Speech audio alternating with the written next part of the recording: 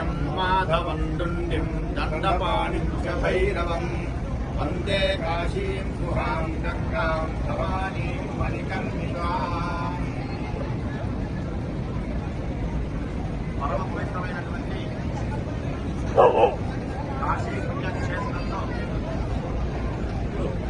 ఈరోజు మనము ఉత్తరాయణ పుణ్యకాలము కాశీ మహాపుణ్యక్షేత్రంలో ఇక్కడ కేదార్ ఘాట్ ఆ స్థలంలో ఉన్నాము.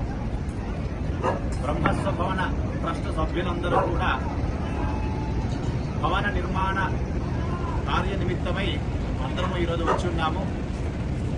బ్రహ్మశ్రీ రాధాకృష్ణ శర్మ గారు, మాడుగుల పురుషోత్తమ శర్మ గారు, నటరాజ శర్మ గారు, అలాగే దాసర రాధాకృష్ణమూర్తి గారు, తర్వాత మా గురుగారి శిష్యులు వీళ్ళంతా కూడా ఇక్కడే లక్ష గాయత్రి జపం చేయాలి వచ్చారు. కూడా ఈ బ్రహ్మస్వ భవనం అనేటువంటిది ఎందుకు అంటే ఇలాంటి వాళ్ళు వచ్చి అనుష్ఠానం చేసుకోవడానికి ఈ బ్రహ్మస్వ భవనం మడిగా పవిత్రంగా, ఎందుకంటే అన్నం పరబ్రహ్మస్వరూపము కాబట్టి అలాంటి అన్నాన్ని పవిత్రంగా స్వీకరించాలి అనేటువంటి సత్సంకల్పంతో మా గురుగారు బ్రహ్మస్వ భవనం అనేటువంటి యొక్క నిర్మాణ సంకల్పం చేశారు.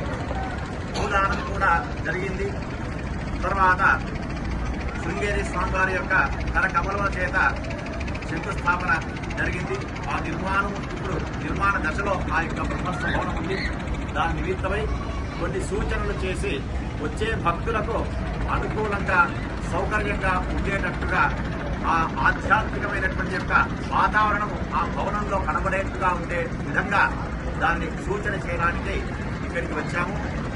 ఇటువంటి అందులో ఈరోజు మహా పవిత్రమైనటువంటి పుణ్యదినము, ఉత్తరాయణ పుణ్యకాలము.